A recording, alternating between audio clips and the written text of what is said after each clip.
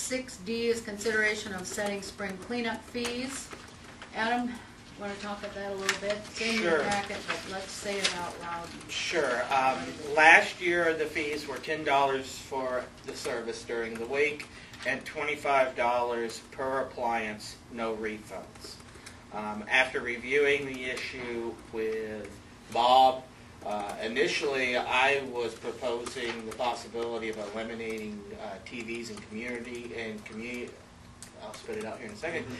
Computer monitors from the list. However, upon his recommendation, he would like to see it continue to be in there, and I can understand his justification for doing so.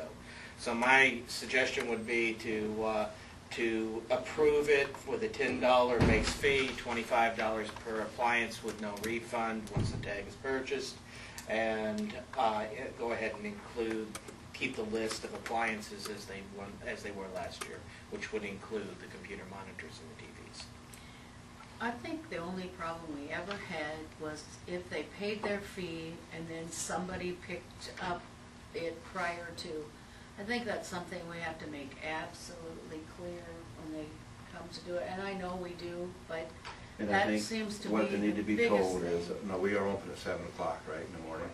That if they want to wait till 7 o'clock that morning, they can look at the refrigerator. If it's still there, they can run down and get a. That's true, Jim. Get a. That's what I told somebody. I said, wait till the morning and then go down and get it, because they don't start picking up till 7:30 or 8, do they? They go.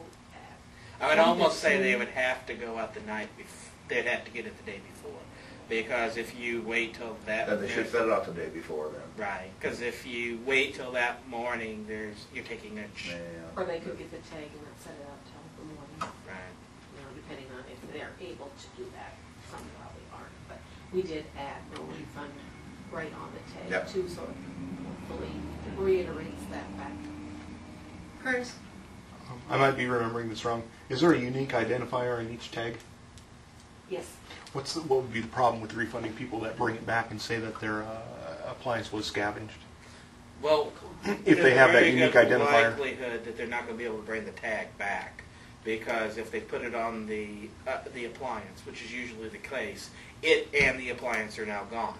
So what you typically have is somebody coming in asking for a refund with nothing to verify in any form or fashion that there is that it was either taken or not taken by the people picking them up.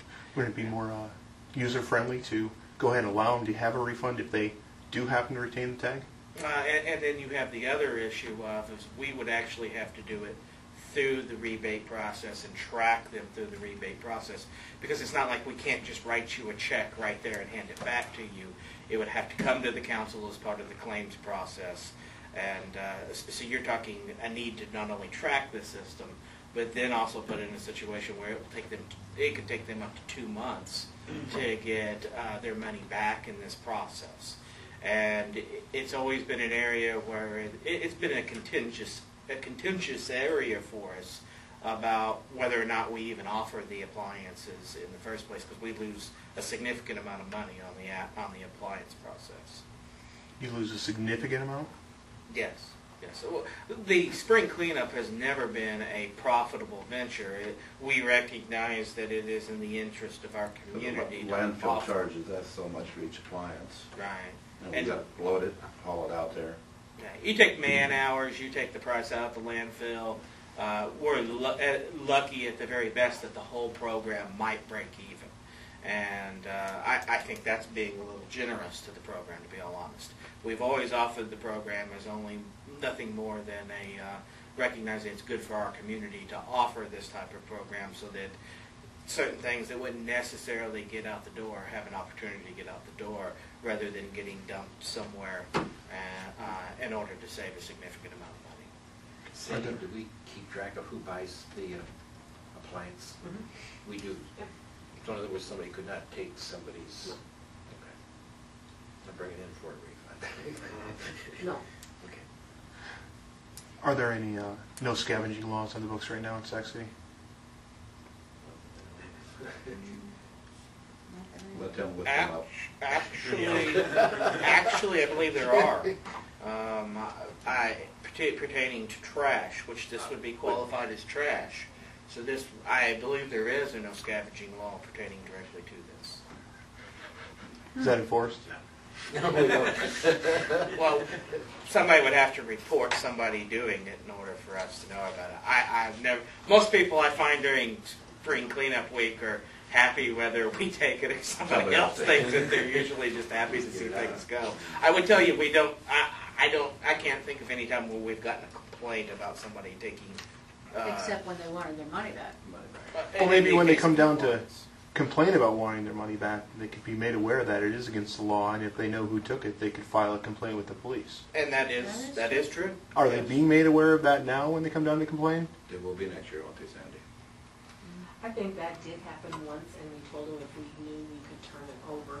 They unfortunately, in that case, didn't. That was the only time that it got to that point. Up until a week ago, they probably would have picked him up, but fire had dropped considerably in the last couple days.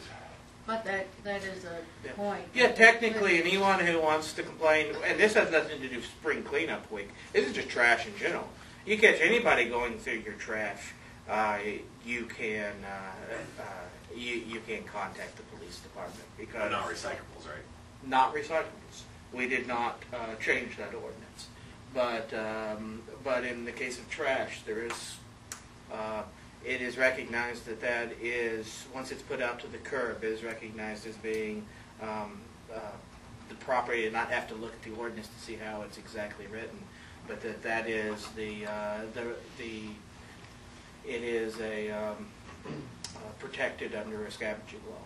I'd have to look at it specifically, and after the meeting, if you want to say it, I can pull it out. But I remember I have looked that up before. Okay. I'd move to set the fees, as you suggested, $10 and $25 for appliances, with no refund. There's a second, okay? Any discussion or comments? If not, I'll call for a vote. Councilman Hanson, Yes. Brennan, Yes. Frederick, Yes. motion carried.